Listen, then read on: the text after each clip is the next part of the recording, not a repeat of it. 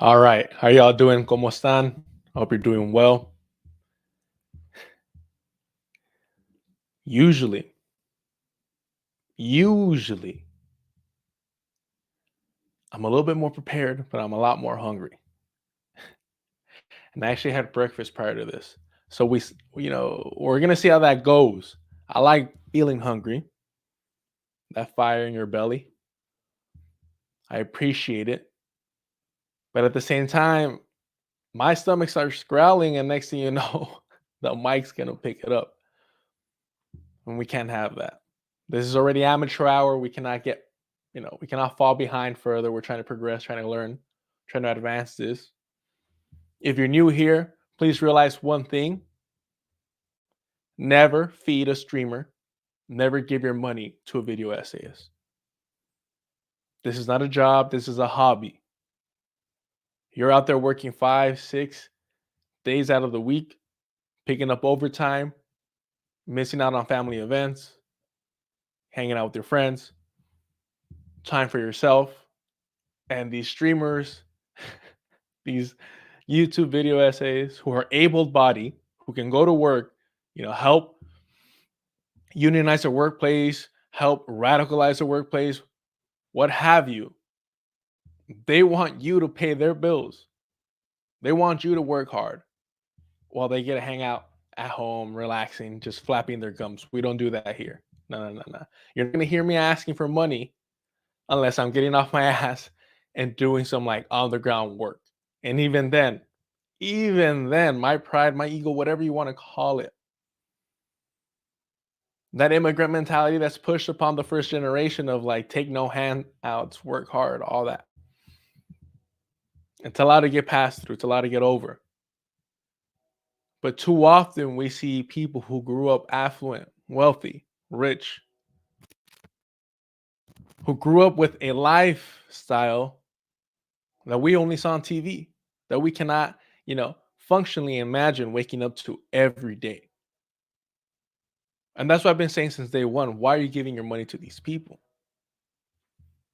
They are opportunistic in the sense of they realize that there is a hole in media where people who are sick and tired of the system have been beaten down, have been exploited, are aware of it, and want to hear somebody reflect their thoughts, their opinions, their frustration, their anger, towards the system and call the BS out, right? Well, you could do that for free. If you want to do this for an hour, 2 hours, I've done 3, right? That's a lot. That's excessive. I start rambling at 3 hours, right? We move beyond calling things out to just filling time, space, Back when you were forced to write these 500 word, whatever it was in, high school. And you're like, what can I say? That's the 3 hour mark. But you have people doing 5, 6, 7, 9 hour streams for the sole purpose of getting you to give them your hard-earned money. A whole day, a whole day's work in front of a camera in the comfort of your home. But it's not even really work, is it? See, the issue is that we're just reacting and responding, analyzing other people's work. But we have some streamers who are just flat out stealing people's work, not crediting them, having enough money to pay them, not only an exposure like some creep photographer, but to actually pay them for using their product, right?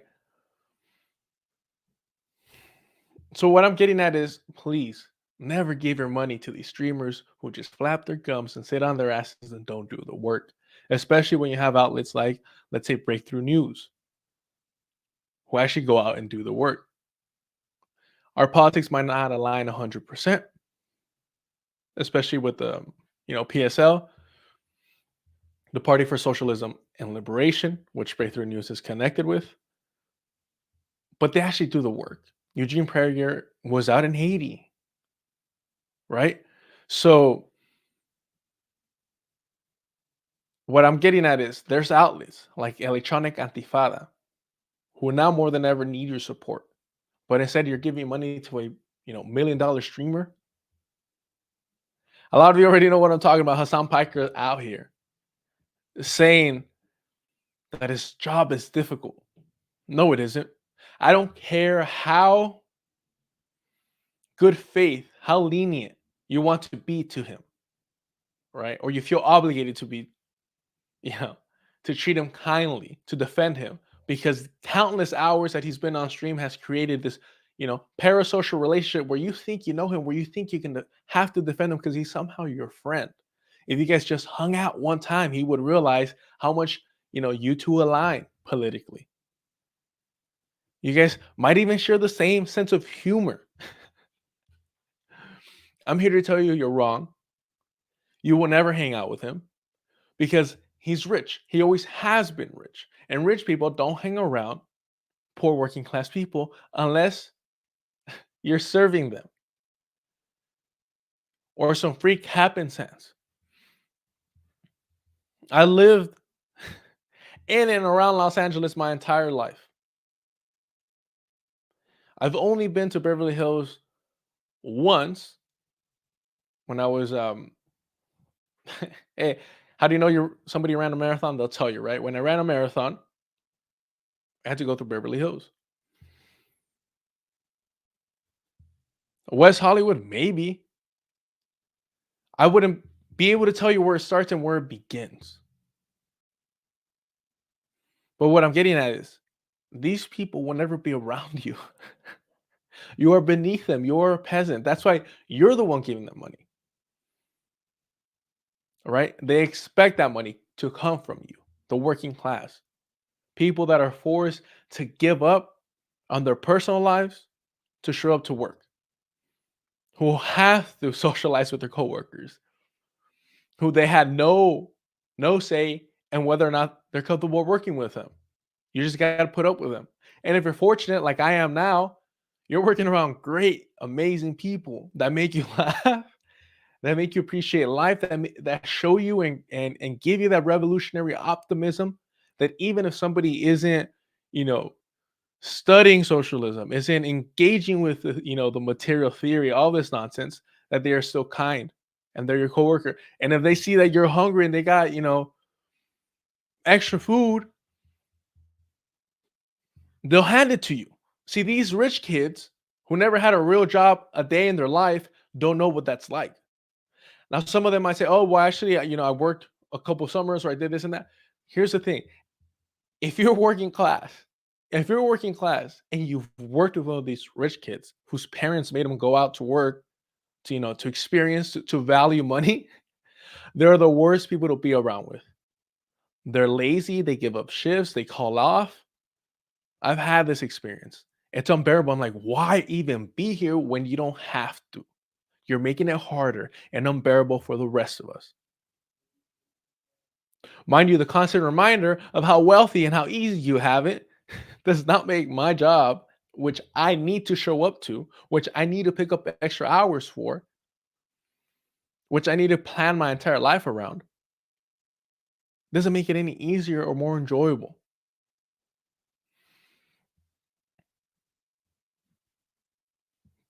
That's wild if that's true. So, and yeah, just to address that, one of the big things that these giant streamers do is say, "Hey, I've raised a lot of money, for good causes." No, no, no, no. You've told your audience to not only pay you, but then to go and reach into their pockets even more to donate to a good cause. I'm sure. When in reality, you have more than enough, not just to match it, but to pay the totality of it without really, damaging your financial standing. These people are parasitic opportunists. Do not give your money to these people. They're not doing real work. They're not organizing. They're not on the streets. They're not educating, right? In any coherent sense. Oh, we're going to read this article. Oh, we're going to do that. I'm over here. I'm not claiming that I'm educating you. This is purely entertainment. And that's why I'm not asking for money. As long as I'm just entertaining you, I'll never ask for money. I'll never say, oh, I have a Patreon, I have this and that. Why would I? There's more honor in picking up an extra shift, doing a 12 or 14, a 16, a double, right? Than asking other hardworking people for money just for you to do what? Flap your gums? To sit on your ass, to leave an empty chair, right? So what I'm getting at is, Hasan Piker has a harder job than you. Understand that, know that, worship him, fall on your knees before this great working class hero who grew up riding horses. All right, so let's actually look at what went down and what happened. I was gonna say this for the end, but I'm over here rushing. Oh, am I gonna have enough time so I could go out 45-minute drive minimum to work? All right, I've already done more than 40 hours, and this isn't like some old head bragging, right? Of like these boomers are like, oh, 60 hours barely. No, no, no. What I'm saying is that I have to. Do I not know how to, manage my money? Absolutely. I do not know how to manage my money. I don't believe in an afterlife. I don't believe there's anything else after this. So I'm going to enjoy it. I'm already struggling. But these motherfuckers are born on third base and think they could preach about the working class and the struggles that they're facing and the comfort of their multi-million home, the comfort that they have to dictate their schedule, who they'll work with, if they'll work with anybody, and more than anything, that the fact that they could steal somebody else's actual labor, their work, and pay them in what? Imagine a rich person telling you, no, no, no, I'm not going to pay you. I'm just going to give you exposure. All right, let's hear this moron.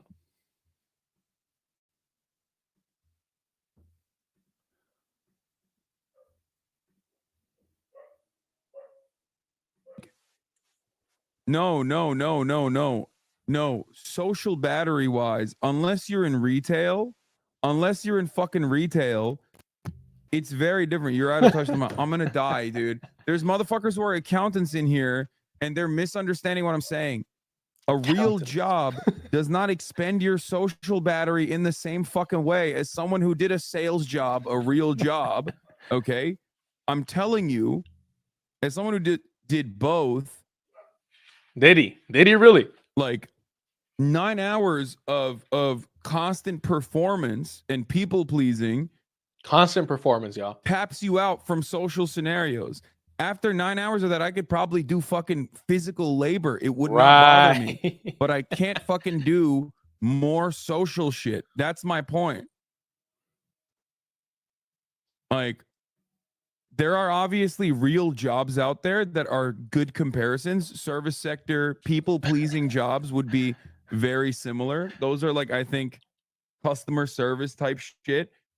But like if you're an accountant or if you're even like in sales, my interactions with clients was limited, way more limited than like constantly having to do this for 9 hours with like a back and forth interaction for 9 hours. That's what like sucks your social battery and you just tap out after it. Yeah, think about it this way. Think about it. Think about it, please. You give presentations for your job, right? Imagine giving a presentation for 9 hours straight. It's like straight. After a while, you would be like, I don't want to talk ever again. Mind you, literally what he has pulled up on screen is Reddit and a TikTok. That's his presentation. So let's be very clear. This is the extended version of the clip that's been passed around, highlighting what an absolute moron this guy is. So this isn't clip chimping or whatever these fucking terminally online individuals call it.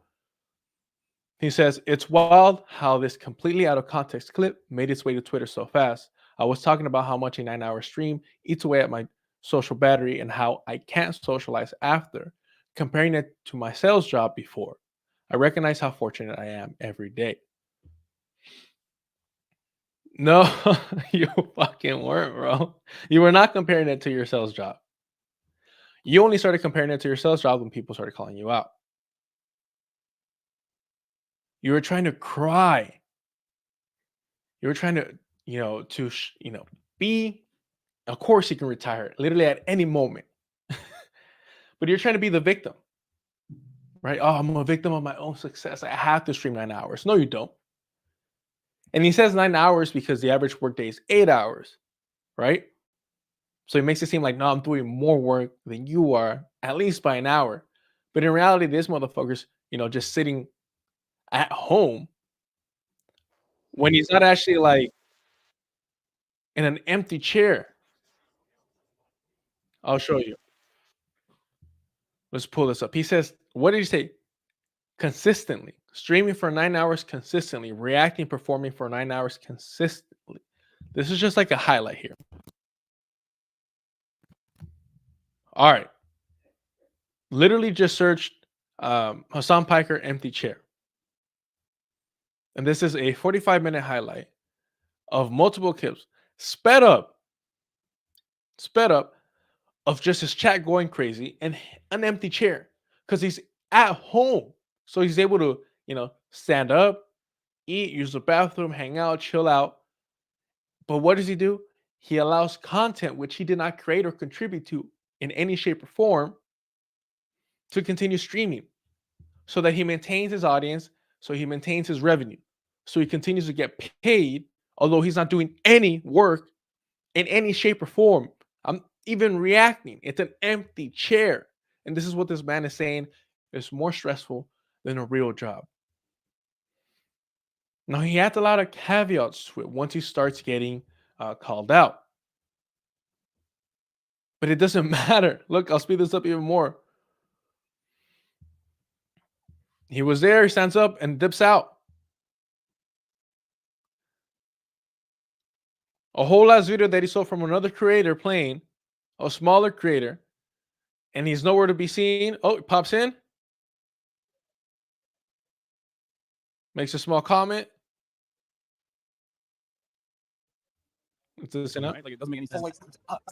And that's it. And literally is eating, cannot respond, can barely talk.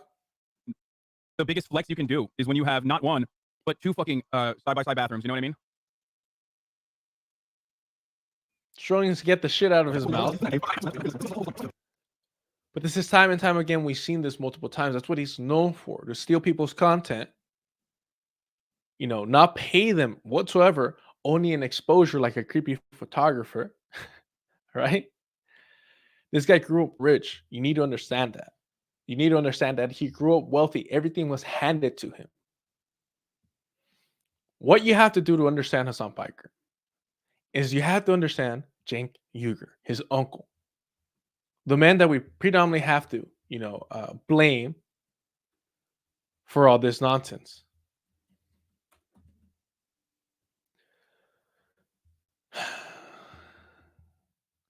This moron here from TYT, the Young Turks, the group that led the Armenian genocide that Cenk Uygur named his channel after. So you have to understand the grift. And here's a prime example of the Cenk Uygur grift. Let's hear him out. Announcement. Look, I'm declaring Young Turks. Watch. Let me slow this down. Where are you going with your announcement? Look, I'm declaring Young Turks mainstream progressive. And so that's kind of bold because it's a made-up category. And when I say it, people all over the internet hate me, right? In every different faction. And they'll say, oh, who is Cenk Uygur to make up mainstream progressive? Oh, I'm not going to follow that. Nobody's going to follow that. Well, I'm planting a flag. TYT is home of progressives. That's the whole network. You're a leftist. You're mainstream progressive. You're a moderate Democrat. No problem. Everybody come to TYT, okay? Home of progressives. But Young Turks, the flagship show that Anna and I do, we're mainstream progressive because I'm sorry, but I don't agree with the leftists. I don't agree with the radical left, right? So I don't agree with the establishment and I don't agree with those guys. So we've got to have a home for us. And if you brought me a mainstream progressive that doesn't have some of the radical positions you guys are worried about, we win, okay? So there you have it. You know, Cenk Uygur exposing his business strategy is TYT home of progressive is now what? TYT home of mainstream progressives. So how does this have anything to do with Hasan? Well, I'll tell you. The only thing Hasan Piker has ever created on his own, like his original creation, is this little show that was on TYT, his uncle's Cenk Uygur's network, a giant network that Hasan just walked onto. He was still in college, had no credentials, had no other criteria other than being Cenk Uygur's nephew. So, what happens? Well, Cenk allows Hasan to post his own created work. And what does he come up with? This beautiful, outstanding propaganda here. Look at this. On this week's Social Guru, we cover an old classic warhorse, the let's get out of here rule. This one's been passed on for centuries and helped even the Vikings get laid. I actually lost my virginity with this rule, by the way. I'm not going to lie. So you're in the club. You finally use the 5-second rule because you're smart now, because you follow bro tip. And you start talking to this girl. It finally leads to hooking up. And you're bold enough to grab an ass cheek and then maybe even get some hand play downstairs. What is the next move? You need to get out of there, and you need to get out of there fast. Hopefully with the girl. So you have to use these 5 magic words. Let's get out of here.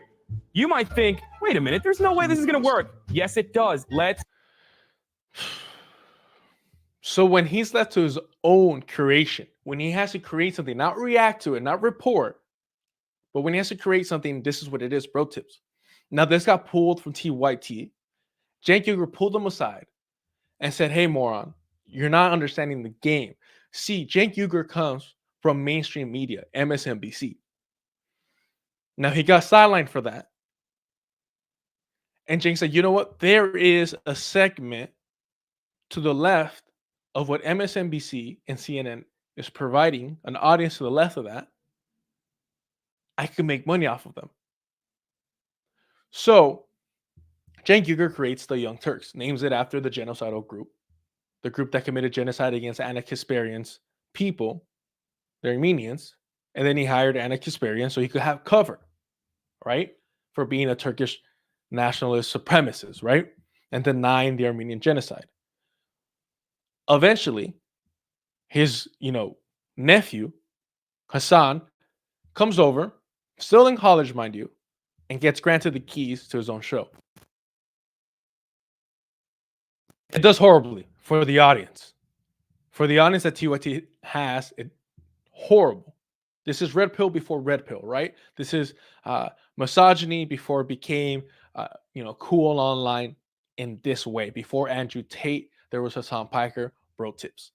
Now he'll pat himself in the back. He's like, no, that's who I used to be. No. That's who your uncle told you to stop being on camera.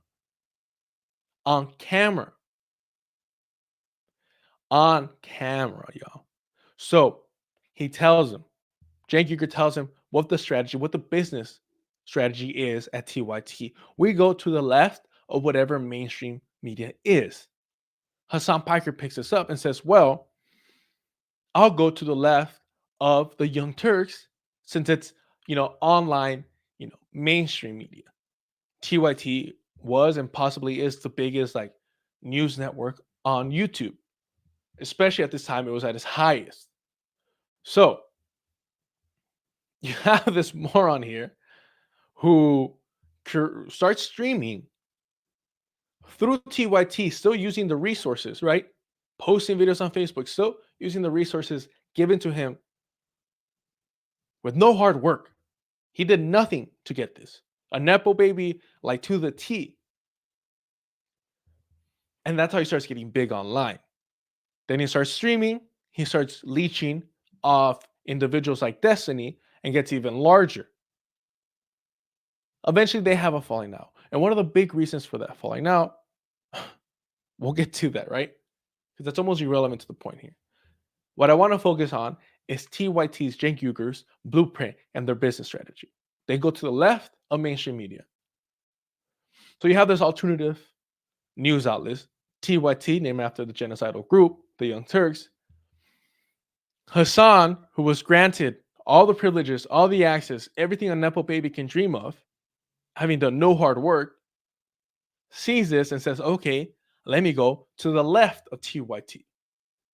And that's how you have Hasan Abi. That's his business strategy. This is why you'll never see him organizing. This is why you'll never see him out in the streets.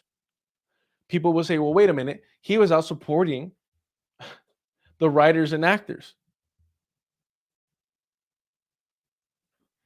Showing up to stream for like a day is not, doing actual work. At the very best, it's what, like on the ground reporting, but it's not doing the work. This man has enough money to fund something himself. I'm not saying he has to create something from scratch. He could join an organization and fund him himself on his own. But instead, he wants to hoard that wealth to buy a fucking Porsche. Oh, what's wrong with buying a Porsche, bro? You don't need a Porsche. You're living in West Hollywood. There's public transportation. Oh, you don't want to take it? You could afford fucking Uber share premium. You could do a lot of little things to where you can actually reflect the lifestyle or the ideology you're claiming to support when you're that wealthy and that filthy rich. But the main thing that I want you all to remember, pull up to LA, West Hollywood, go to these local organizations and ask them, do you know Hasan Piker? Most people on left spaces will say, yeah, the streamer. No. Do you know him personally? Has he shown up here? Has he, does he do the work? Does he organize? Does he help put up the chairs? Put them back. What does he do on the ground? Who knows him? And nobody knows him. They'll tell you, oh, he bought a multi-million-dollar home in West Hollywood. It's not that expensive. It's West Hollywood. What do you expect?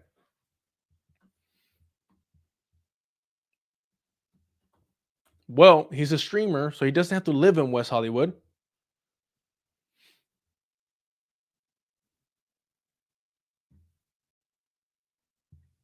Look, I'm not leaking anything that isn't already known. I'm not doxing anybody. This is what is known. All right? A motherfucker that flies in private jets. This is the socialist, socialism's face online. This rich kid. So why does it matter? Why does it matter that he has a Porsche that he brags about, a car that you'll never be able to afford? Let me repeat this. You'll never be able to afford a Porsche. You'll never be able to afford a Porsche. Let's get that through our heads. But he can afford a Porsche because he takes your money. He leads you to believe, just like an evangelical pastor, that he needs this money, right? That he deserves this money, that somehow he works for this money. Never having worked a day in his life for anything, he deserves this money. We've seen evangelical preachers defend, their need a private jet. And this is no different. Hasan Piker is no different than these evangelical preachers who claim, to be doing right by the people, but meanwhile hoard their wealth. To ask you about why you don't want to fly commercial. Why have you said that you won't fly commercial? You said that it's like getting into a tube with a bunch of demons. Why do you think that? No, listen to me just a second. Not the people. The main reason is because of the need. If I flew commercial, I'd have to stop 65% of what I'm doing. That's really the thing. Isn't it true that you want to fly commercial so that you can fly in luxury? How much money did you pay for Tyler Perry's Gulfstream jet, for example? Well, for example, that's really none of your business. But so Hasan Piker is the evangelical socialist. He'll preach, the word of socialism, while he'll hoard millions of dollars from the working class. This private school kid, no doubt about that, who rode horses back in Turkey in his home, who was rich as hell there, and he's rich as hell here in the US, flying in private jets, will tell you that he is just like you, that he works just as hard as you, if not harder. This is him in a private jet, and whatever fucking sad excuse of defending it right here. Wow, it's really good. I Look at my eyes. Mine was really Look how happy he is. He's like, I made it, Ma. Homie, you were always part of this strata. You were always part of this class. You were going to be here regardless. You were set up to be there. But instead of actually like working for it or pretending to work for it, what you're doing, just like an evangelical pastor, what you're doing is using people, using their need to hear that, you know, their reality is significant, is important, that the shit that they're angry about, you should be angry about. You're regurgitating what they want to hear so that they give you money, just like a pastor. And you're like, oh yeah, things will get better. Keep giving me money. Keep giving me money. Allow me to live the status and the life that you all wish you had. And you can see me live it. I will complain about it so that you feel better about not having that life. So you can be angry at the people that we claim to be against who have this life. Hasan Piker is no different than an evangelical pastor. Once you get that through your head, you realize why he's a fucking problem and why I'm talking about him. I'm not talking about him because, you know, oh, drama. No. He wants you to believe that he continuously streams for 9 hours. He doesn't. He wants you to believe that he's doing real work. He is, and he's reacting when he's not outright stealing content from smaller creators and paying them an exposure like a, you know, creepy photographer, like a perverted photographer. So exploiting people to the T and saying, I won't pay you, but, you know, in the long run, you'll benefit from me stealing your work. Excuse me. So not only is he doing that, but he's bastardizing, you know, making socialism nothing but an aesthetic, right? That's all it is for him. It's an aesthetic. It's a clique that you're in.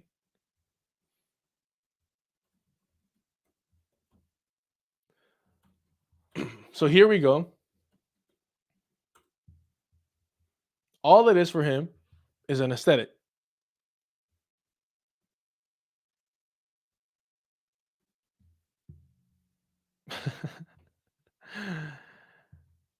That's all it is for him. Mind you, he grew up rich. He is an, you know, evangelical socialist pastor. He will tell you what you want to hear, so you give him money. He will steal people's work so that he can get more money. And he claims to pay them. In exposure. Now, what about his team? Because you have to understand, a lot of people are going to say, well, Hasan Piker, you know, their defense to him is like, oh, you're doing the meme. Right? You're doing the meme that, oh, we all live under capitalism. How interesting, right? However that shit goes, pointless nonsense that has been, you know, run to death. Hasan Piker is not a worker. Hasan Piker is petty bourgeois, meaning he runs his own business. Does he own the means of productions? No. Does he run his own business? Yes, he does, because he hires and has, you know, producers who he has not always paid, who he has been, you know, publicly shamed in order to properly compensate, who he thought he was going to get for free, right? He had a producer come out and say, hey, this guy refused to pay me. And Hasan's like, no, there was a misunderstanding. Because in Hasan's mind, everything has been handed to him for free. So he assumed that this individual was going to produce, edit, and provide content for him for free. Because everything's been handed to this rich kid. That's his mindset.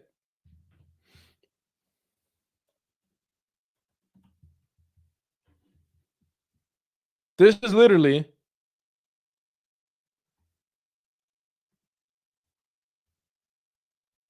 look at this. This is literally a photo of Hasan Piker as a kid. right here.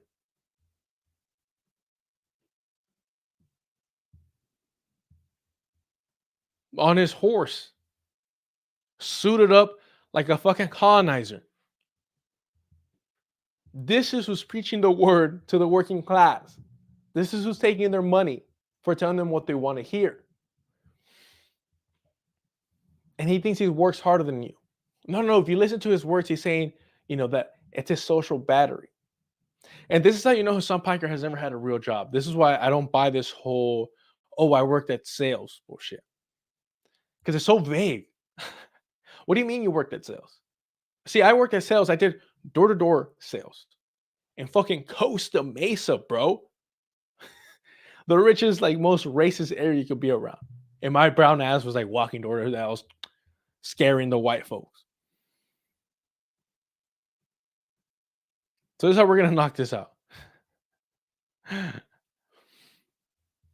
We're gonna hear him cry a little bit more with these fucking people right here. Never heard of them, but here we are. And I canceled on Twitter again. Immediately, I got canceled on Twitter again. Obviously. By the way, everybody, I know I might lose a lot of my brown audience. I fucking hate the Smiths. I cannot stand Morrissey. I'm a bad Chicano. I'm a bad beaner, whatever you want to call it. They're a fucking garbage band. All right. I canceled on Twitter again, obviously, as always. Oh, fuck. How arrogant, how self-absorbed this guy is. I got canceled on Twitter again, obviously, as always. Everybody's after me because I'm a fucking genius and I work harder than everybody. Oh my God, the fucking tears, the crying. This is how you know you're a rich kid, where this is your biggest problem. This time it was for me saying that I run out of my social battery after 9.5 hours of streaming in a way that a real job doesn't. Oh God. Did you hear that? And not compared to his job being an accountant or a salesperson, whatever the fuck he claims to be. No, he was claiming his whole audience are accountants, right? They have no right to complain about him complaining or call him out. But he was saying that he's done sales. His tweet is literally saying, I was comparing it to his sales job. But here we have him saying, talking about other real jobs. Right? Comparing it to my sales job before.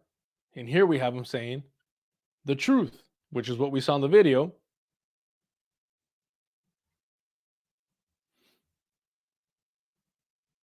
I canceled on Twitter again. Watch what he said. Obviously, as always. Oh fuck. This time it was for me saying that I run out of my social battery after 9.5 hours of streaming in a way that a real job doesn't. Oh God. And everyone immediately You never they had a real job, dumbass. I did. Even she knows. I worked in sales, so it was I worked in sales. I did business, imports, exports. What the fuck? Be specific, motherfucker. For how long? Did you actually show up? Because these rich kids, they don't show up to work. If you worked with a rich kid, you know how unbearable it is. They're giving up their shifts constantly, if not outright not showing up to their shifts because they don't give a fuck. They don't need the job. They're just doing it to prove to mom and daddy, that they're willing to work hard to inherit the family fucking fortune, the land and property. All right. a very social job as well, so I know exactly what people pleasing looks like, and it's fucking annoying and awful, right? So I was making a comparison between my experience as a salesperson versus my experience as a Twitch streamer, and I was like, it's so soul sucking, it's so soul crushing, and I can't socialize after that, and I feel so bad because I was talking about going to March's house. So he starts talking about a cool elitist party that you'll never be at. You fucking peasants. You giving him money? You'll never be at those parties. Here's the thing. He claimed himself, right? Oh, the thing is, if I had an actual job, a real, a job, I'll be able to socialize better after. But because I stream for 9 hours consistently, nonstop, all day, every day, right? You guys don't understand how hard it is for me. But see, that's not the reality. That's not the truth. Because if he had a real job, he would know it doesn't matter whether you're doing sales. It doesn't matter whether you're in customer service. Your social battery is worn out regardless, because he doesn't know this. Me and you know this because we're working class people. You know, life, we weren't born in third base. Life wasn't easy for us. We work hard for everything that we have because we have to. What he doesn't realize is that being in a job where you don't get to control, who your coworkers are, who your boss is, how your day will go, when you can clock off, when you can clock on, that wears out your social battery as well. When you're made to work alongside somebody who you don't get along with, mind you, forget you don't get along with, who you just aren't good friends with, and have to, be polite, be respectful, like go out of your way to get through this 8-hour shift with somebody who you're not able to laugh with, crack jokes with. You're just like, oh, this is my coworker, solely professional. Even that wears you out, because you're constantly having to, suppress your real personality. All the jokes and things you want to say, all the thoughts that you have that you'll be able to share with a coworker that you're friendly with, you can't say them. So it becomes boring really quickly. And so it's almost like being in detention in that regard. You might be moving around doing the work, but not being able to socialize and joke around with another human being that you're forced to work alongside with. Even if there's no animosity, it gets tiring, it's boring. That's why more often than not, you will have something to talk about. You will become friendly. But there are those situations where you're not friends with somebody. And worse, there's situations where you don't get along with somebody. And so that wears your social battery out, even if you're doing fucking manual labor. Not just sales, because that's the only thing he has to reference off. I spent way too much time on this, but I just wanted to highlight the fact that these people, and this is why I've been saying this since day one, do not feed the streamers. Do not pay video essays. Stop giving them your hard-earned money, because this is what happens. Mind you, Hasan was always going to be rich. He was filthy rich. His father was rich. He fucking grew up riding horses looking like a goddamn Englishman in the countryside while he lived in Turkey. Hell yeah, he was filthy rich. Don't let them fool you. Don't let them make you think that they're actually doing real work. I spent way too much fucking time on that. All right. Unfucking bearable. All right, fuck it. Let's do this. Let's go to the history.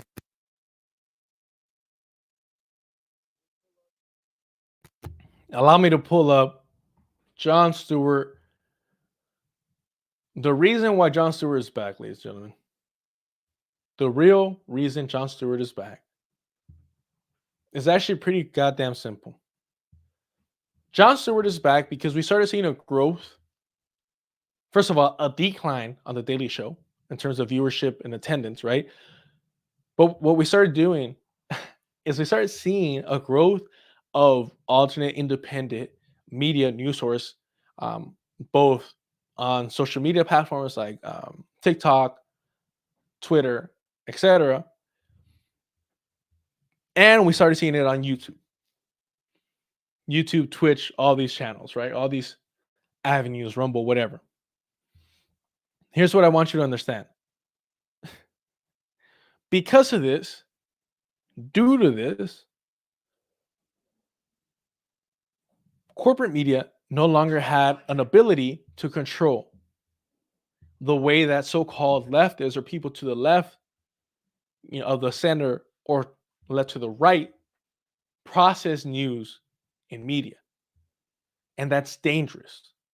Whether the individuals who are speaking out against mainstream narratives are correct or wrong, doesn't matter. It's dangerous because corporate media, and we'll see later on, essentially the state can't control the narrative. And this is exactly why Jon Stewart is back, to control the narrative on behalf of corporate media and thus the state. All right. Let's start with 113. I don't want to hear all this. I'm going to spare you. All right. First off, this is the logo that Jon Stewart goes with. Mind you, the liberal, the leftist, the futile crescent.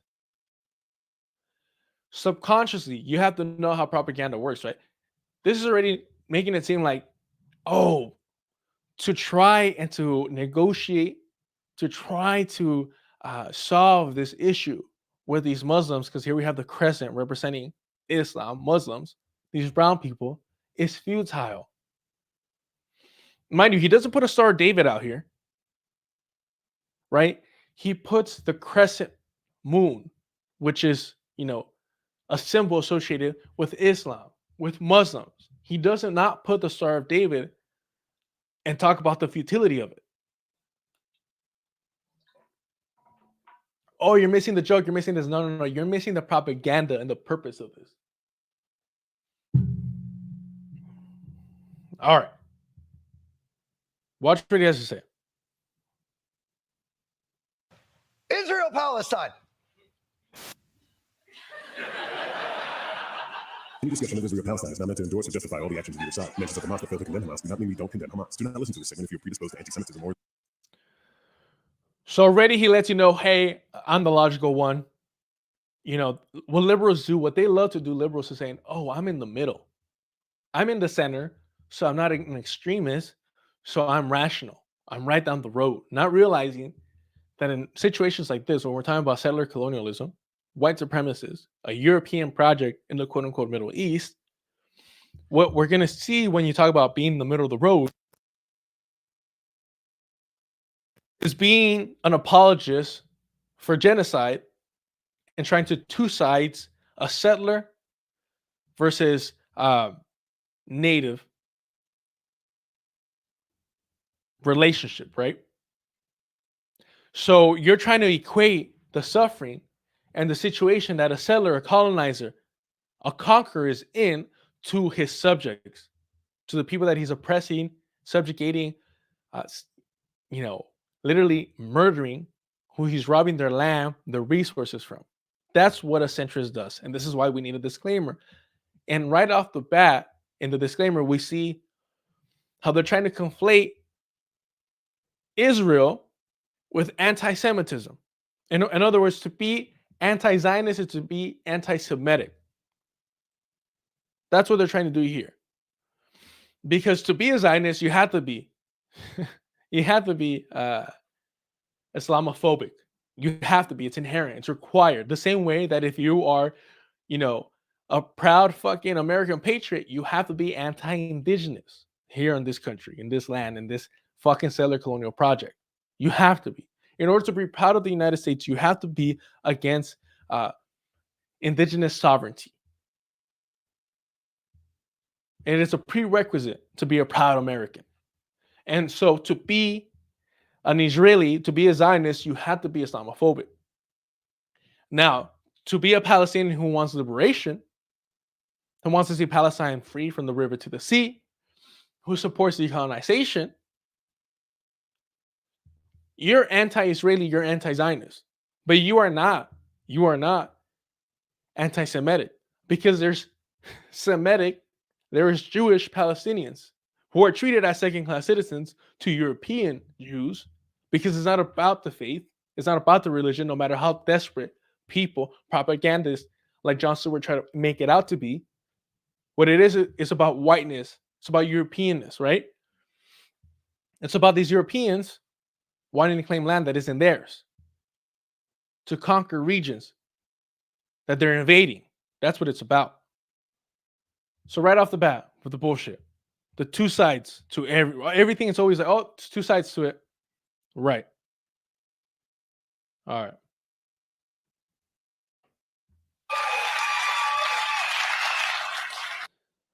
So that was the first little jump. Let's go 1, 3, 4. Oh, it's literally about to pull up. So keep this in mind. Awful situation. We're coming off on 5 months of a brutal bombing campaign brought on by a horrific massacre and hostage taking. So you hear that? You hear how he's already justifying the brutal bombing campaign. How does he do it? Well, he says it was brought on by a horrific event. Watch. Awful situation. We're coming off on 5 months of a brutal bombing campaign brought on by a horrific massacre and hostage taking. Mind you, there was no horrific massacre. That is Zionist propaganda. That is something that the Israeli, settler colonial state has been pushing out, because the people that died in those kibbutz, and kibbutz are essentially Zionist settlements. You'll have Zach from the Vanguard, this white man, convinced you that kibbutz were somehow a socialist project, which is just Zionist propaganda. Kibbutz are literally what Jamestown was here on this continent. Jamestown was one of the original settlements that the Pilgrims, or whatever the fuck these Europeans were calling themselves, established. That is no different than what a kibbutz is. The beginning of settler colonialism. So the masses of death were in these kibbutz. Israel caused these deaths due to the Hannibal Initiative, the Hannibal Directive. The Hannibal Directive is, hey, we don't want to negotiate with Palestinians. We don't want to free all the political prisoners that we have, the children, the women, and the men that we abuse psychologically and sexually, physically, right? So before they could take any hostages, be it soldiers or quote-unquote settler civilians, kill them. The state has granted the military the right to kill soldiers and settler civilians instead of seeing them captured and forced to negotiate with Palestinians. The Hannibal Directive. So, it was allegedly taken out, right? It's like they no longer do that. Come on. Just because it's not on the books doesn't mean that they're still not doing it. And just in case nobody believes me, just look it up. The Hannibal Directive. To prevent the capture of IDF soldiers by enemy forces, even by risking the soldier's life or the lives of scores of non-Israeli civilians. This includes Israeli civilians as well. All right, so let's return back to this liberal Zionist, Jon Stewart.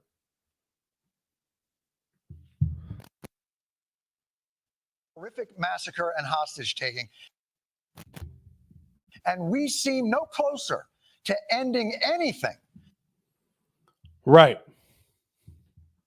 So there you have it. Right off the bat, we see the two sides to colonization that Jon Stewart wants to take.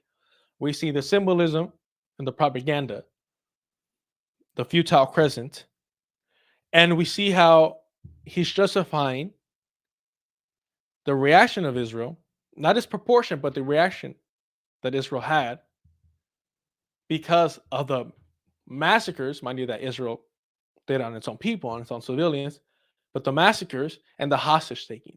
Please remember, the reason that Palestinians, right, freedom fighters like Hamas, PFLP, Islamic Jihad, all these groups, the reason why they got together and conducted this military operation was to take hostages in order to free all the hostages, all the Palestinian hostages that Israel has.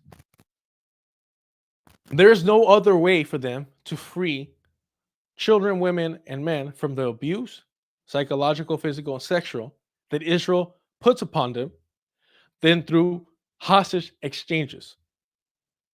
That's it. There's no other way to negotiate with Israel. So when you have these liberals, Zionists, like Jon Stewart say, oh, hostage taking. Isn't that cruel? Isn't that insane that they did that? They need to release the hostages. But you never hear them prior talk to the release of the Palestinian hostages that Israel has. Well, then there you have it. That's when you see their core white supremacist mentality. That when you take European Jews as hostages, there needs to be repercussions. You need to release them immediately, or in comparison to when brown people, non-Jews, are taking hostages. Well, you just need to let the legal system in Israel run its course. Oh, you need to elect somebody else because it's all Benjamin Netanyahu's fault. Mind you, every quote-unquote leftist, supreme leftist Israeli prime minister has been, more brutal than their right-wing counterpart. All right, let's move this along here. What's next? All right. 331. Okay. I don't want this to get pulled, so I am pausing a lot more. I don't want to edit this out. Here we go. Is Israel's closest ally. The United States is Israel's closest ally. Israel's big brother in the fraternity of nations. Israel's work emergency contact. Maybe. So he wants to portray this, and liberals want to do this as like, oh, Israel, you need to listen to the U.S. because we're your closest ally.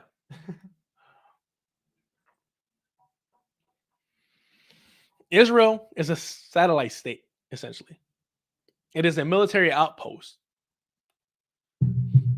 that first served the British as, a foothold, a European foothold in the so-called Middle East. It's doing the same for the U.S. And the U.S. doesn't stop it, especially under Biden, because it stopped it before under fucking, the Antichrist himself, Ronald Reagan. But not with Biden, a Democrat, right? Because Israel's doing exactly what the U.S. wants them to do. Maybe not publicly, but behind closed doors. They see their foothold in the region weakening because of China and Russia, right? Russia with Syria, China, bringing in development in Africa,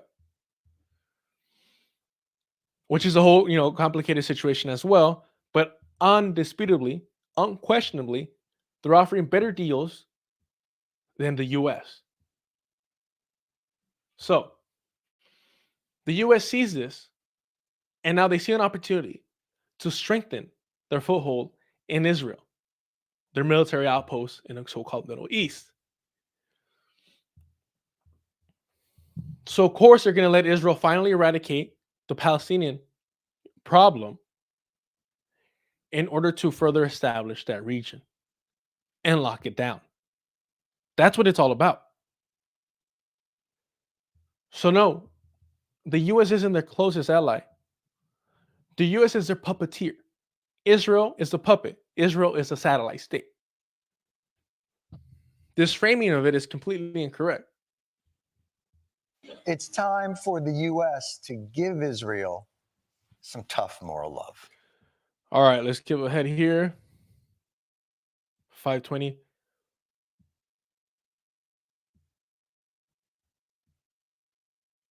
Position doesn't seem so tenable. Position doesn't, you don't want to, and breakfast is an important part of the day. So I'm making you miss all the fucking horrible jokes here because there's nothing funnier than a genocide. Look, the Israeli position doesn't seem so tenable. Perhaps I can find some diplomatic leeway in the Hamas position. Israel is a country that has no place on our land. We must remove that country. Does that mean the annihilation of Israel? Yes, of course. I cannot find diplomatic leeway in the Hamas position. What is wrong with what was said here? Why would you want to continue existence of a settler colonial project on your land when the objective of every settler colonial project is the eradication, the subjugation of its indigenous population? Why wouldn't you want to eradicate that, John? Well, you wouldn't want to eradicate that if you're sympathetic to the white supremacist Zionist worldview, that they have a right to that land, that they've killed enough people, displaced enough people, ethnically cleansed enough Palestinians, Christian, Muslim, and oppress enough Jewish Palestinians to lay a claim to that land, which is inherently a settler colonial mindset. And this is why it might seem like, oh, why are you always picking on people that claim to be on your side, on the left? Well, because it's Eurocentric. Their mentality is Eurocentric. They will excuse atrocities. They will try to, equate the reaction of a colonized group of people to the colonizers' actions. There would be no Europeans being taken hostage, European Jews taken hostage, if there was no European Jewish state imposing itself in the so-called Middle East on Palestinian land. It's that simple. It's not a complicated issue.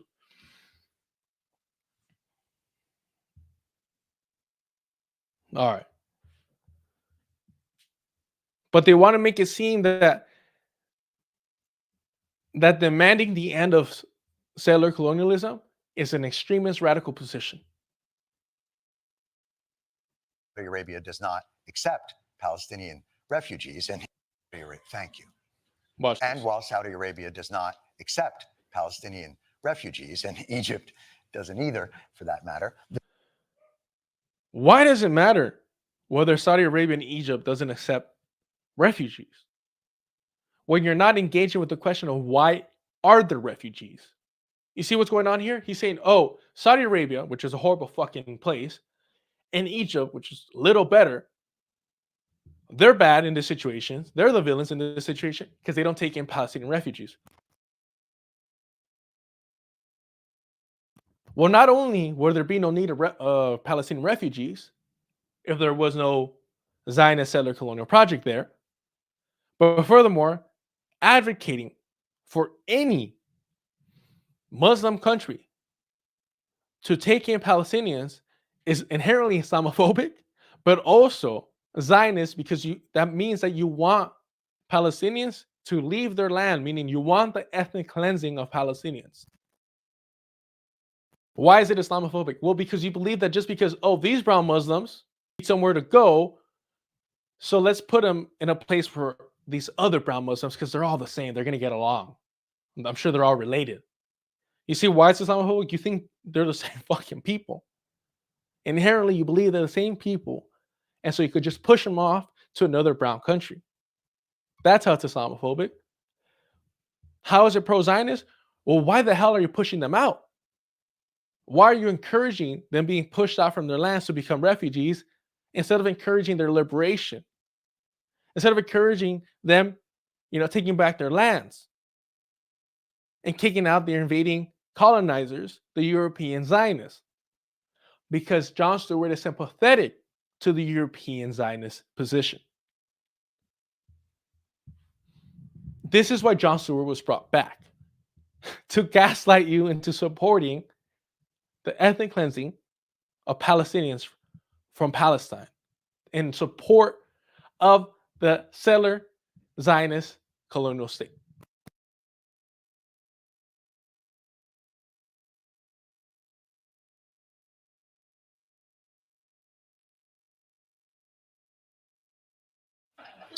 So Israel, the United States, the United Nations, the Arab nations, no one seems to be incentivized to stop the suffering of the innocent people in this region.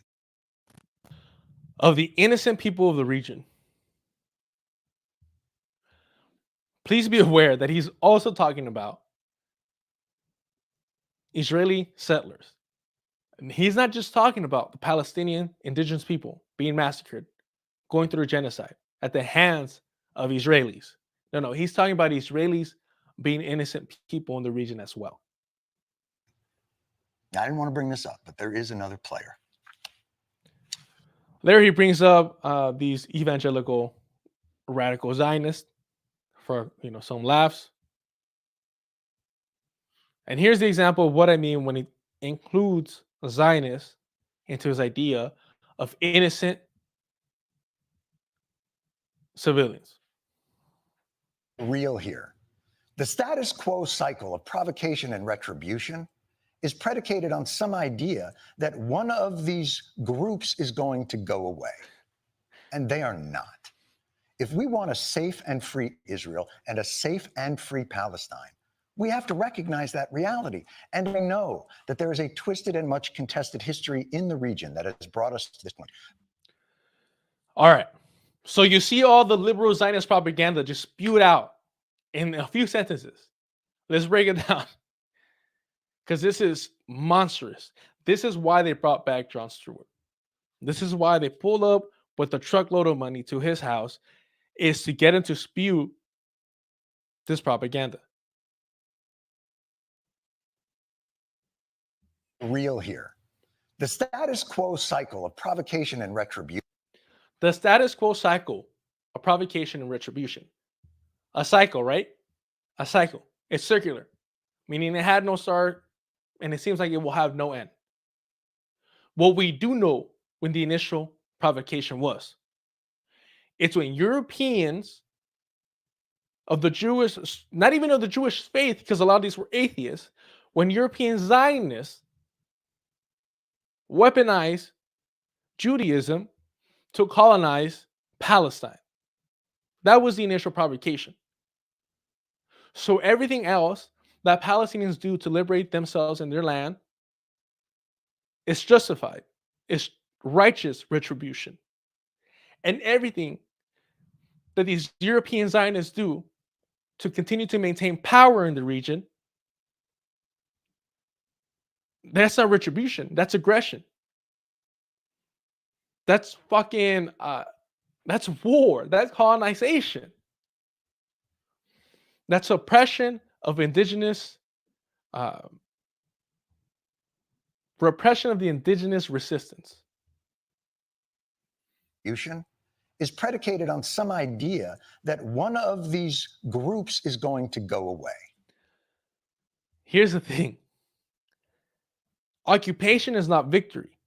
Time and time again, we have seen from Vietnam, fucking Haiti, right? We've seen it. We've seen it time and time again. Angola. Colonizers will run back to their fucking caves with enough resistance. When enough indigenous resistance occurs, these colonizers will always run back to their caves because they only feel safe. They only feel safe when they can oppress the indigenous populations. When they can subjugate brown and black people is the only time they feel safe. Otherwise, they will crawl back on all fours to their fucking caves where they came from. Every single time. So what he is doing here is he's encouraging Palestinians' resistance to put down their arms, to stop struggling for liberation and total victory, like a true Zionist does. But he's doing it in this thick way, which makes him a liberal Zionist. And they are not. If we want a safe and free Israel and a safe and free Palestine, we have to recognize that reality and not. If we want a safe and free Israel.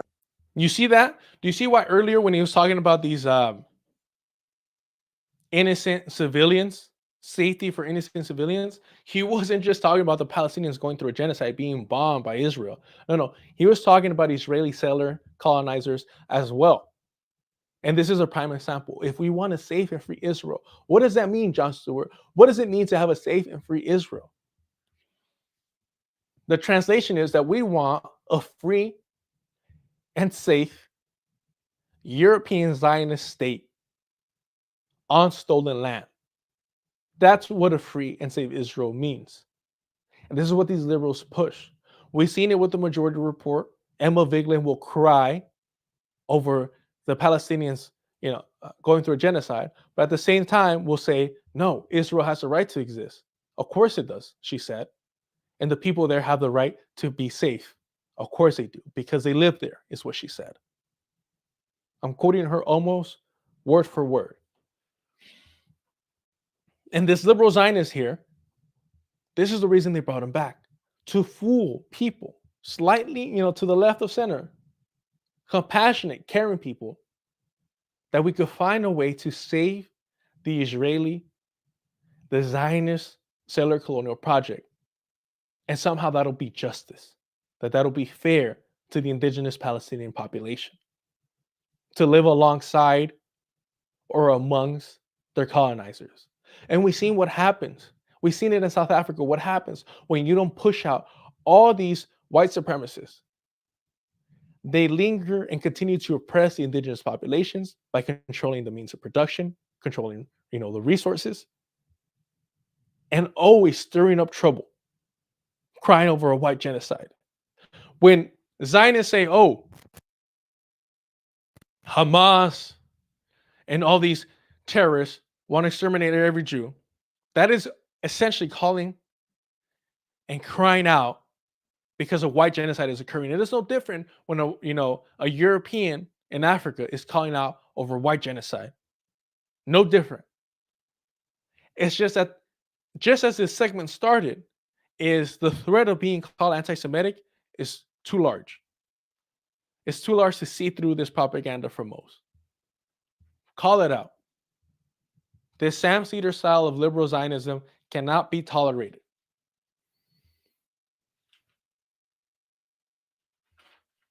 It's disgusting. I think there's something else at 11, but let's see. Kind of over this. And heaven forbid, I actually think this last one could work. Starting now, no preconditions, no earned trust, no partners for peace.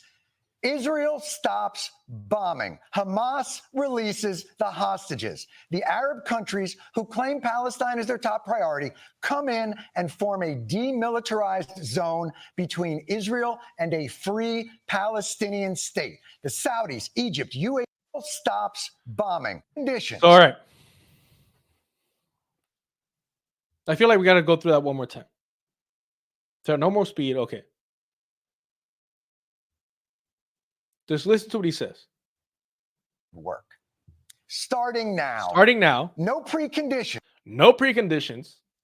No earned trust. No earned trust. You don't got to earn trust here. No partners for peace. No partners for peace, he says. Israel stops bombing. And he ends it with Israel stops bombing. So you kind of forget everything else that's precluded that. And you're like, yes, I want Israel to stop bombing. So you think you're agreeing with his liberal Zionist. And he continues.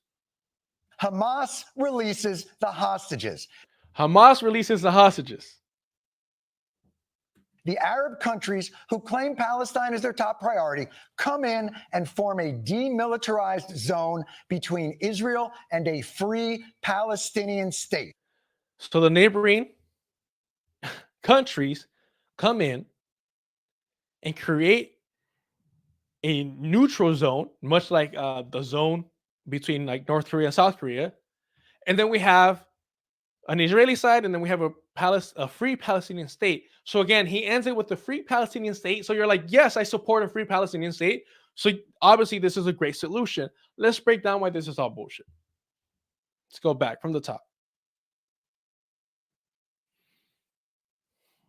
So starting now, no preconditions, don't earn trust. Trust, no. Starting now. Why is this a liberal Zionist take? Here's why. Starting now, he says.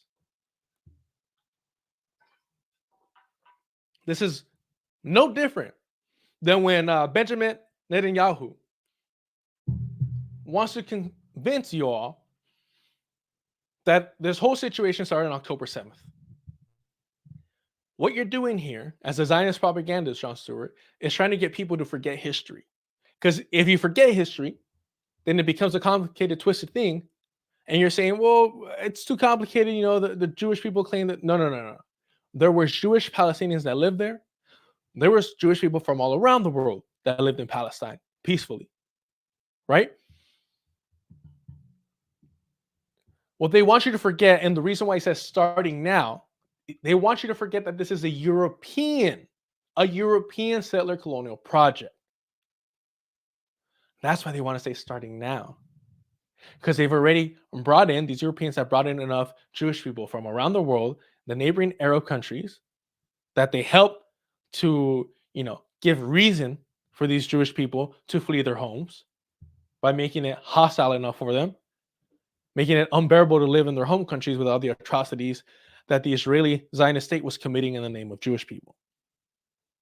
So they already have enough different Jewish people living amongst them, not amongst the elite, but living amongst the other settlers, the European settlers, that they could claim, oh no, we've always been here, we've always belonged here. As long as you forget about the history of European settler colonialism in the region and you start now. All right. Partners for peace, Israel stops bombing. Hamas releases the hostages. So Israel stops bombing, Hamas releases the hostages. Israel stops bombing, Hamas releases the hostages. Well, the reason that Hamas took hostages was for their hostages to get released. So you see how this is a Zionist side? Benjamin Netanyahu is saying, we will stop bombing. He claims that they will stop bombing if all the hostages are released. But the reason why Hamas and all the Palestinian liberation forces took hostages was not for the bombing to stop, but for Palestinian hostages within the occupied Israeli, Zionist control to be released. The hostages, the Palestinian hostages there to be released. So what you're saying is you're going to give a victory to Israel in this situation. Because victory for Palestinians is that those hostages get released, the Israeli settler hostages get released when the Palestinian hostages get released. That was the purpose. That was the intended goal. So you're already siding with the colonizers, Jon Stewart, your European Zionist brethren. The Arab countries who claim Palestine as their top priority come in and form a demilitarized zone between Israel and a free Palestinian state. So in other words, you're advocating, Jon Stewart, the liberals, advocating for the continued existence and safety of a settler European colonial project. You're arguing that the neighboring countries should come in and safeguard a European settler colonial project. And that Palestinians, the indigenous people, should be happy with the scraps given to them. Be content with not being exterminated. That's what he's advocating for here. The Saudis, Egypt, UAE, Qatar, Jordan, they all form like a NATO arrangement guaranteeing security for both sides. Guaranteeing security for both sides. The equating, always with these liberals, the equating of the colonized with the colonizer. Every single time. It is disgusting. It is despicable. They are nothing but liberal Zionists. They're okay with a white supremacist settler colonial project existing, flourishing, being fucking protected. That's what they're advocating for. That's why Jon Stewart was brought back, to remind liberals who they fucking are. And of course, he ends up with a fucking joke, because that's all it is to them. That's all it is to them. A goddamn joke. They're not advocating for Palestinians. These are liberal Zionists, and they're slick. They're slick with it, bro. Just that the liberals here, Malcolm X, warned us. The smiling, smirking fox, the trickster. That's why they brought Jon Stewart back.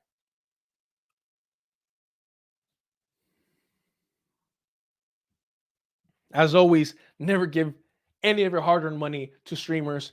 Never pay any video essayists, especially if they're able-bodied. All right? That's your hard-earned money. You're working 5 days, 6 days out of the week. You're picking up overtime for what? For another liberal Zionist like Sam Cedar to work 4 days out of the week and be able to take a vacation whenever the hell he wants, just to flap his gums? Ask yourself, whether it's Hasan, right? When was the last time they organized? When was the last time they were on the ground doing the work? And why are they richer than you? They're already born wealthier than you. Why the hell do they need your money to just sit on their asses and flap their gums?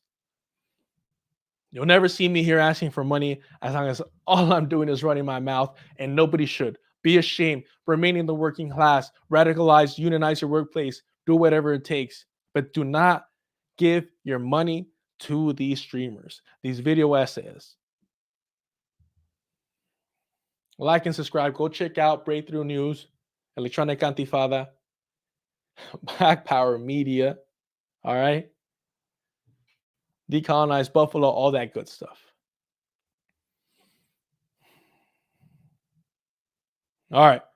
We're going to be quick with it. Let's see what the ice cream man is talking about. Let's see what he's doing here.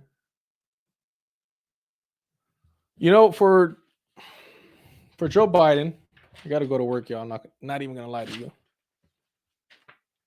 Let's do this. All right, let's do this. Let's see him advocate for the Zionist state.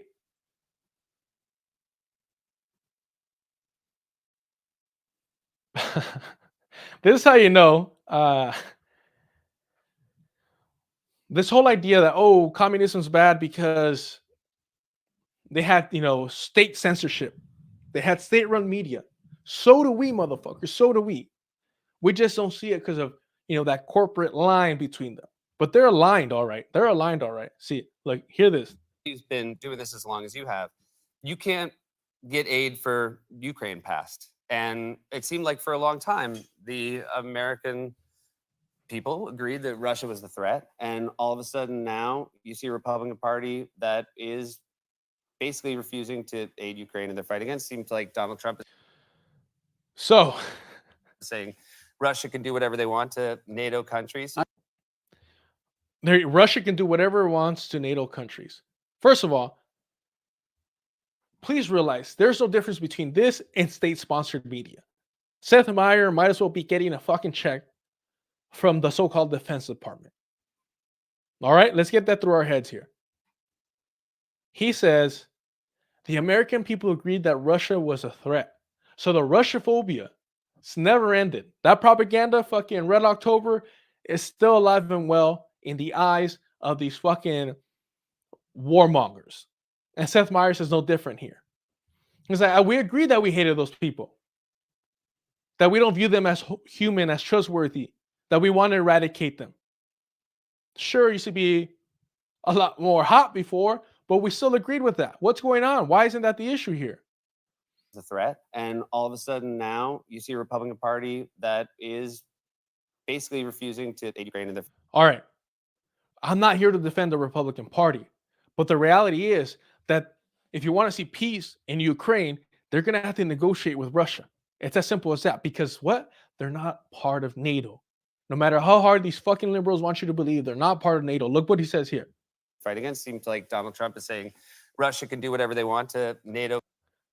It seems like Donald Trump, the big boogeyman, who did for all the horrible shit Donald Trump did, and he did make himself an existential crisis, an existential threat, I should say, to quote-unquote American democracy in January 6th, without a doubt.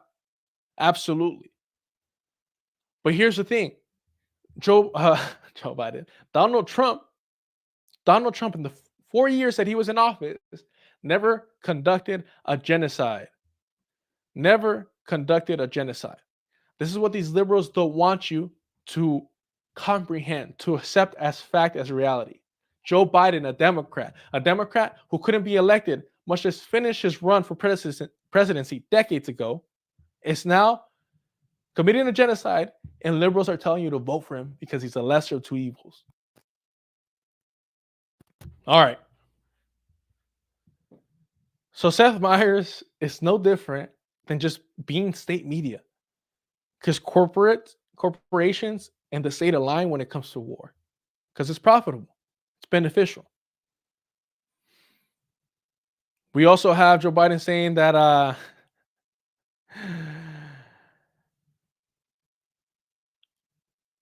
defending Israel. Here we go. All right. He said himself about the horrible events of October 7th and you see this already? The situation right now in the Middle East. You've forcefully spoken about the horrible events of October 7th. It all started on October 7th, just like Jon Stewart said. Forget about Starting now. Forget about history. Events of October 7th and how Hamas is a continuing threat to the safety of the people who live in Israel. How Hamas, a group that was formed in order to combat European Zionist colonizers, is a threat to European colonizers. You don't fucking say. You've been trying to negotiate the release of the hostages. At the same time, you've said that the response. There's no need to negotiate the release of hostages if you do what it was intended to do. The intention of taking hostages, Palestinians' intention of taking hostages, Hamas, the armed wing of the resistance, their intent of taking hostages was to get Palestinian hostages freed from the fucking death grip of the Zionist state. In Gaza is too much, and that the loss of an innocent life in Gaza is just as horrible as the loss of an innocent life in Israel. Yes, the equation that these liberals love, the loss of a settler's life, the loss of a colonizer's life is equivalent to the loss of the colonized. Losing the life of the colonized individual, the subjugated, the oppressed, is the same as losing the life of the colonizer who's inflicted all that damage to them, all that evil, all that death upon them. They're equal, same. And yet there have been calls for an immediate ceasefire. You have not supported those calls. Again, you seem like an optimistic person. You believe maybe there's a future. How do you say you have not supported a ceasefire, but at the same time, you are an optimistic person?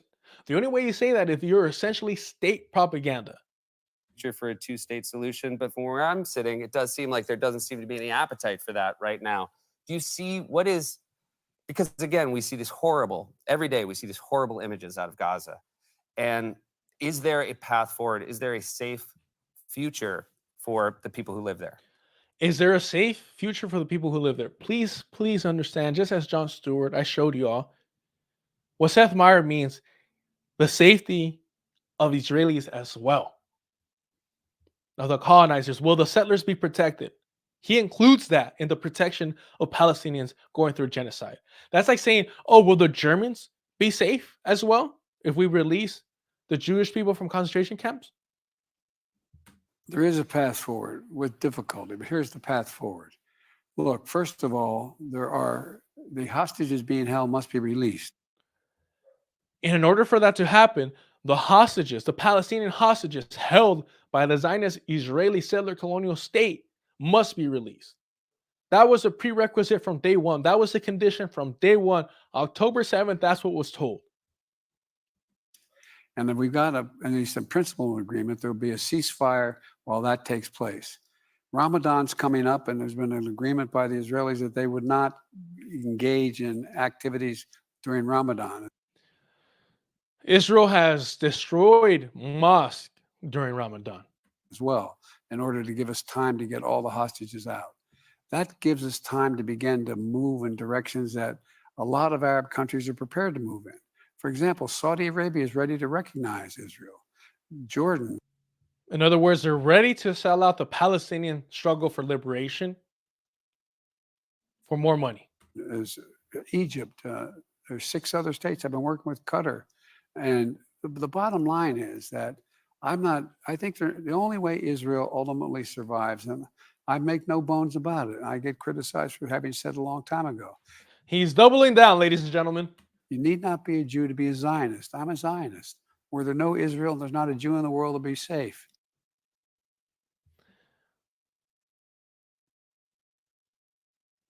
That is insane. He was repeating this fucking lie. He's saying if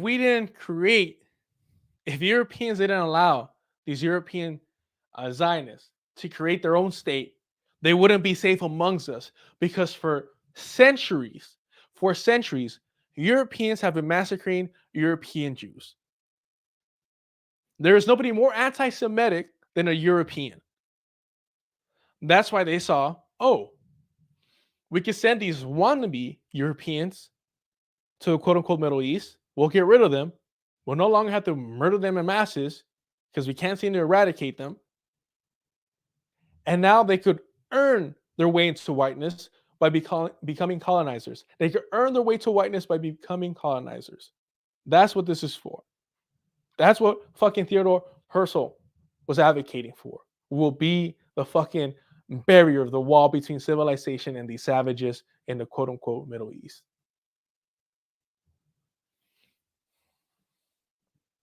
But here's the deal. They also have to take advantage of an opportunity to have peace and security for Israelis and Palestinians who are being used as pawns. You see the equating, always the equating, always trying to equate the life and the safety of a colonizer to the life and safety of the colonized. But at least Joe Biden admits that he's a Zionist. Seth Meyers, Jon Stewart, fucking Sam Cedar, Emma Vigeland, they won't admit it. The white men at the vanguard who defend the kibbutz systems, who allow Marianne Williamson to spread Zionist propaganda unchallenged, they're Zionists, but they won't admit it because they support the continual safety of a settler colonial project, a European white supremacist endeavor.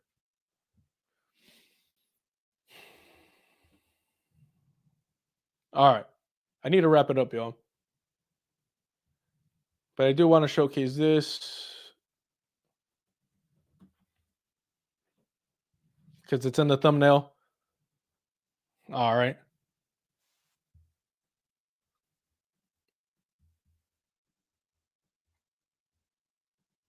You're going to be that guy who asks for all the samples. Can you imagine cracking jokes with somebody leading a genocide? What was the reason for this here? For them grabbing ice cream together? Other than just to promote Joe Biden, to humanize him, to pretend that he's somehow able-minded, that he's somehow still there, that it's not just brain rot there.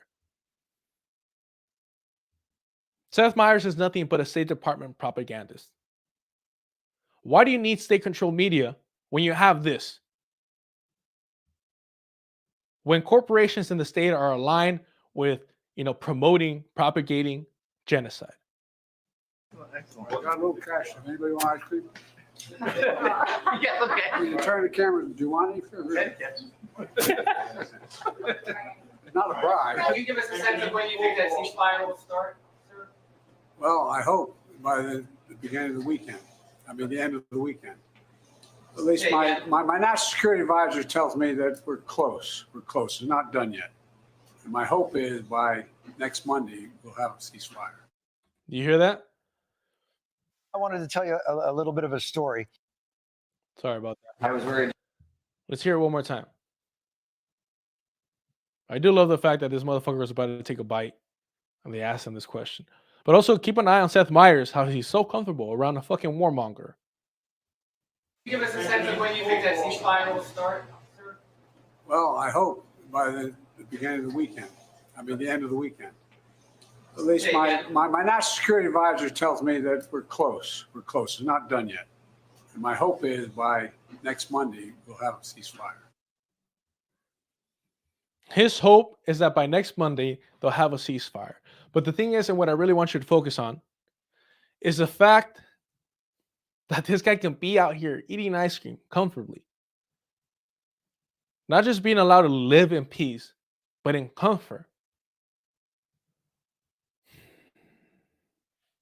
I mean, that just goes to show there is no threat to them. They're comfortable promoting this. Seth Meyers is nothing but a State Department propagandist.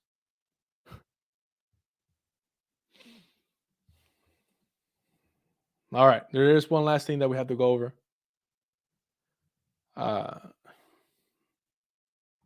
It's heartbreaking. It's the reality. It's the minimum somebody in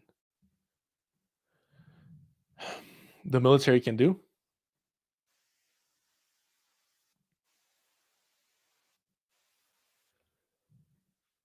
And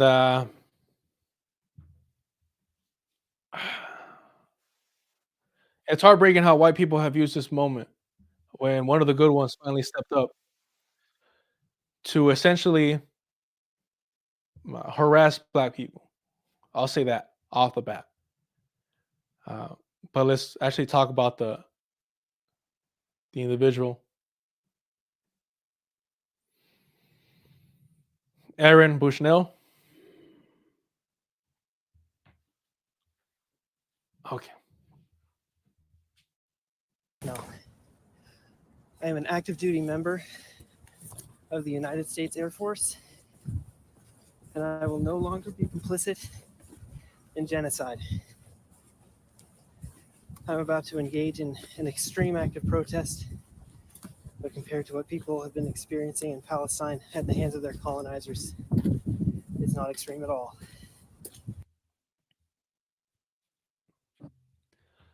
More and more is coming out of Aaron Bushnell's activities online. And this guy got it. He understood it. And that is so rare to see amongst white people. It's exhausting. It's tiring because, people talk like, "Oh, you hate white people." No, I fucking don't.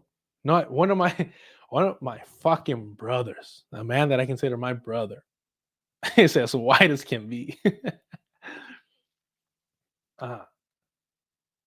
And one of the reasons I love him so much is because, and I've said this story before, we were seniors in high school, I believe, juniors, and we're walking through the city, and this giant neo-Nazi spots his bomber jacket, his chops, because my white brother, was a sharp skinhead against racial prejudice. And he sees him, he hits him up, they exchange words, whatever. We keep walking, and then this giant neo-Nazi guy, he looks like straight out of the pinta, like just jacked up, tatted up, neck, on his neck, blasted 2 thunderbolts. Turns around and goes, "Hey," and throws the Hitler salute, right? The Roman salute. And mind you, we're juniors in high school. This is a grown-ass man who was a giant. My homie's big, but this guy was a giant. And my homie, my white friend, my white brother starts like just walking towards him. He's ready to fucking throw down, taking off his jacket. And my fucking short brown ass, just trying to push him before they actually get together, like push my homie away, be like, "No, we gotta go. We're gonna lose this shit." As a brown person here, I'm telling you, we cannot fight this Nazi. Guerrilla warfare, baby, because they will win, toe to toe, 9 out of 10 times. So that is my standard for white people. If you're not down to get down with, your racist family members, then you're a waste of fucking time. If you're not down to speak up against colonization and white supremacy, against those advocating for it, against those pushing it, whether outright or in the liberal sense, then you are nothing but another fucking white supremacist to me. You're nothing but another white supremacist. A lot of people are going to say, "Oh, you have something out against the white man at the vanguard." It's nothing personal, y'all. It's just the fact that you allowed a Zionist to spew settler colonial revisionist history unchallenged. You allowed Marianne Williamson to claim that Israel's origins were not racist, that a settler colonial project's origins were not white supremacists, that a European project in the quote-unquote Middle East was not white supremacist, was not fueled on racism, that it was not intended to be what it is today. Unchallenged, you allowed her to say that. And Zach, you defended not just the kibbutz, the original settlements that started the whole colonial project. Not just that, but you knew who Theodore Herzl was, the founder of Zionism as we know it, and you remain quiet as Marianne Williamson, a presidential candidate with spewing Zionist propaganda on your show, The Vanguard, unchallenged. So when white people do not push back on white supremacist ideology, rhetoric, and propaganda, you are a white supremacist because it only benefits you. It only benefits you. And Aaron Bushnell understood this. He got this. He understood this. He got this. He literally called them He literally said the words, the colonizers. Made no, oh, you know, Israelis this, Israeli, no. The colonizers.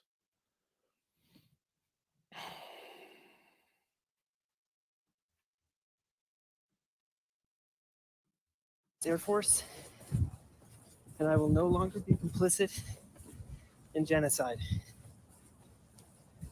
I'm about to engage in an extreme act of protest, but compared to what people have been experiencing in Palestine at the hands of their colonizers, it's not extreme at all.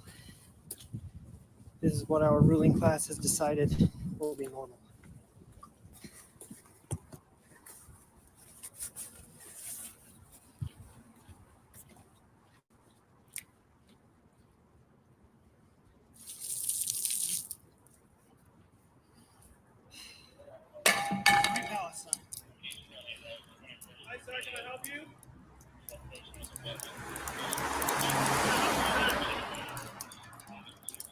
The fact that he could use a lighter.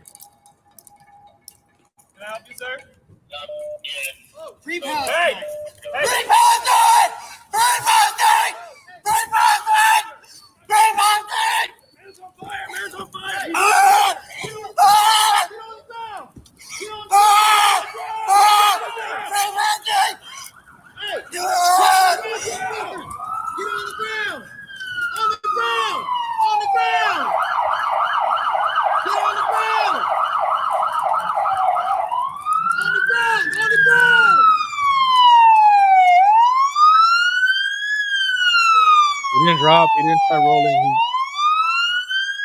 He had an intent. Fire extinguisher! Get a fire extinguisher! Who's got a fire extinguisher? Call the board! Call the board! He knew he was. Call the board! Get me a fire extinguisher! Get the fire He knew he was ending his life. Jesus Christ! Hey, get the fire extinguisher! I'll cover you. I'll cover you.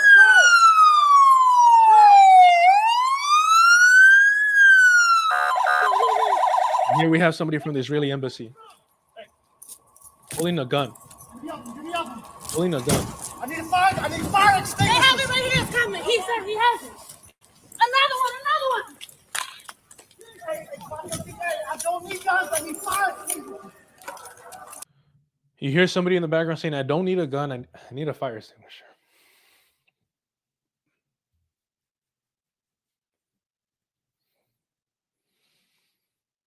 Aaron Bushnell said it himself, will no longer be complicit in genocide. He was in the military, so he was directly implicit. But again, I just want to highlight how a lot of people are using this opportunity to uphold like whiteness, white heroes, the white savior. That's not what Aaron Bushnell was intending to do. He knew he was complicit by being part of the war machine, and he saw this as a way to redeem himself, a way to call attention to the freedom of Palestine from its colonizers. But he said it himself, he's about to engage in extreme protests, but nothing in comparison to what Palestinians are going through. This is nothing in comparison to what Palestinians, colonized people, are going through. And we shouldn't forget that, as heartbreaking as this is, as brave as this is, as righteous as this is, do not allow them to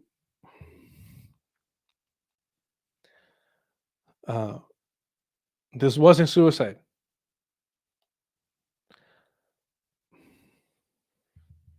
This wasn't suicide. And it was martyrdom.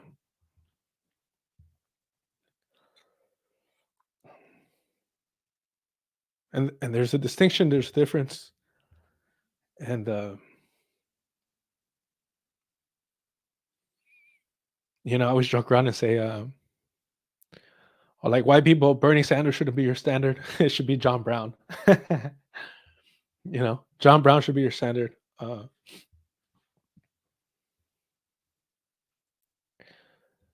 Throw Aaron Bushnell on there,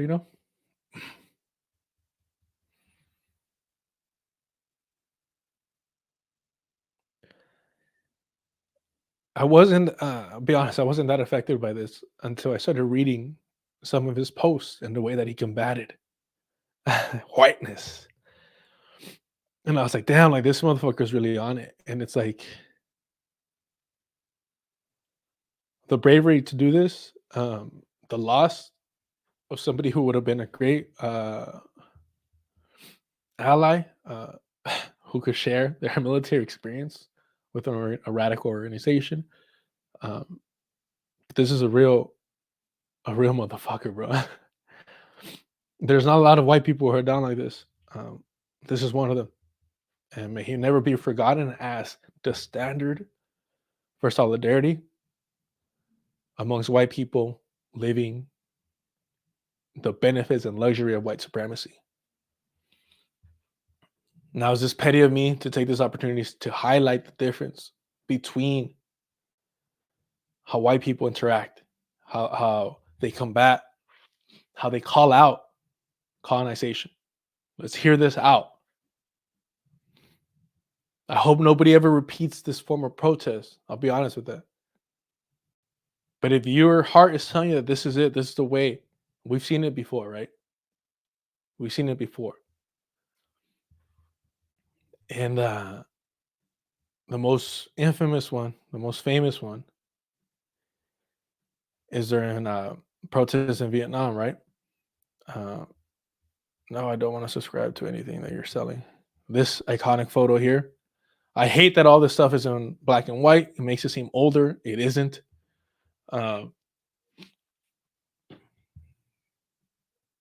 This article here stating the history, right? This is by NPR. Why self-immolation has been used by political protesters for decades.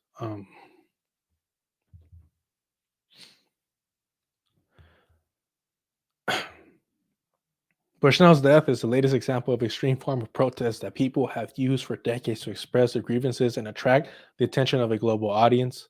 The shocking, gruesome incidences of self-immolation garner news coverage and have proven effective in raising the public awareness of various causes. So anybody saying that this is futile, no, you're wrong. It isn't. And again, I don't believe it's suicide, it's martyrdom.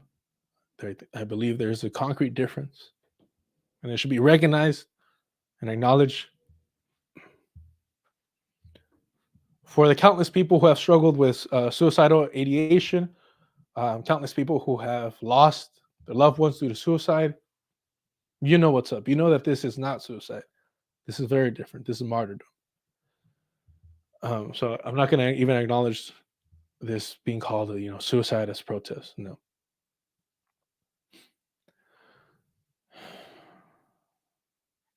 The history of self-immolation protests, one of the earliest examples of self-immolation as a political protest occurred in 1963 when Buddhist monk named Thich Quang Duc lit himself on fire in the streets of Saigon to protest anti-Buddhist discrimination by the South Vietnamese government when the U.S. was backing in its fight, the U.S. was backing in its fight against the communist North Vietnam. News coverage of the event, as well as an iconic photograph captured, made the death a global story. It even got the attention of John F. Kennedy.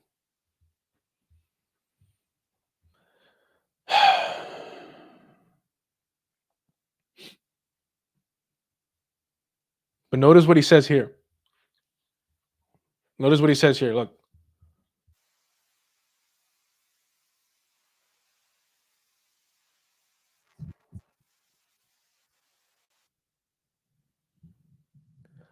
At the hands of the colonizers.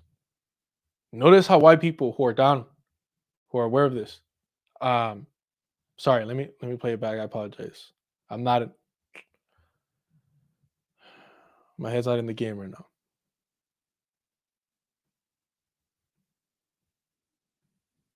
An extreme act of protest, but compared to what people have been experiencing in Palestine at the hands of their colonizers, it's not extreme at all. This is what our ruling class has decided will be normal.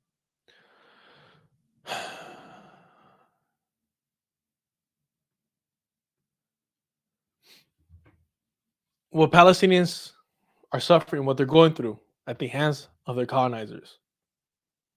Not oppressors, right? Not their neighbors.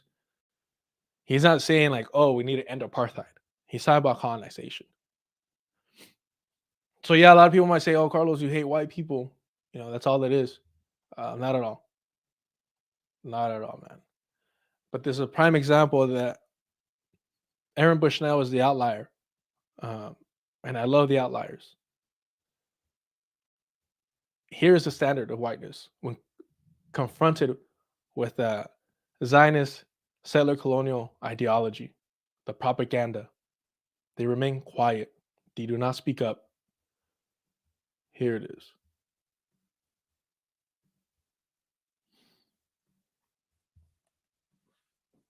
America is also a racist state, much like how Talib said that Israel is a racist state.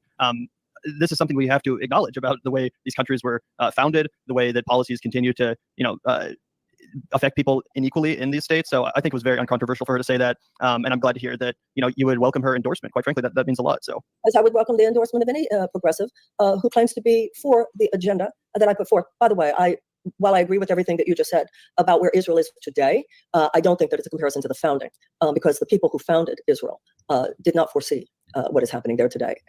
The people who founded Israel were colonizers that wanted to push out the Palestinian peasantry from the country, who did so, committed ethnic cleansing from the days of the kibbutz.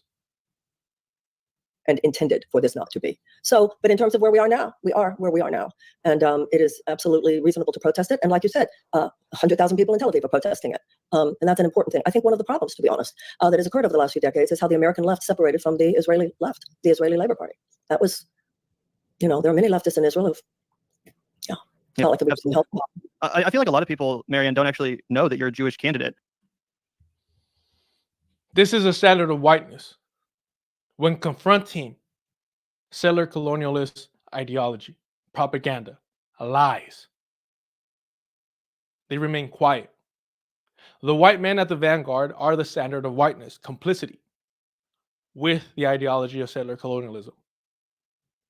No pushback, nothing. But Aaron Bushnell understood that Palestinians are being, genocided by their colonizers, A colonizer is inherently racist. A European colonizer is inherently a white supremacist. That's what Theodore Herzl was. That's what all the founders of the Zionist Israeli state were. They did not hide it. They were proud of being colonizers because they viewed it as a benchmark to earn, themselves into whiteness, to earn whiteness. And Zach knew who Theodore Herzl was. I called him out on it. He said, yeah, I know who he was. Gavin claimed that suddenly he didn't know enough of the history of Israel to push back on Marianne. But yet he accurately, at the beginning of this video, called its origins just as racist as the U.S. Because there's no difference from the indigenous natives here and the Palestinians natives in Palestine. The same way that there is no difference between the European, the English, colonizers. There is no difference to the European Zionist colonizers in Palestine. But they remain silent. We got the receipts. This is their fourth interview with Marianne Williamson, and it's the first time that Israel was brought up, and not even Palestinians, not in defense of Palestinians, but in defense of the so-called democratic function of the settler colonial Zionist state. That's what they were talking about, the protests in Tel Aviv. This is a standard of whiteness, complicity with settler colonial white supremacist ideology. So if anybody ever says, oh, you're just anti-white, no, I'm anti-this. I'm anti-this. I'm anti those who are complicit with upholding and not challenging white supremacy, not challenging settler colonial ideology. Rest in peace, Aaron Bushnell.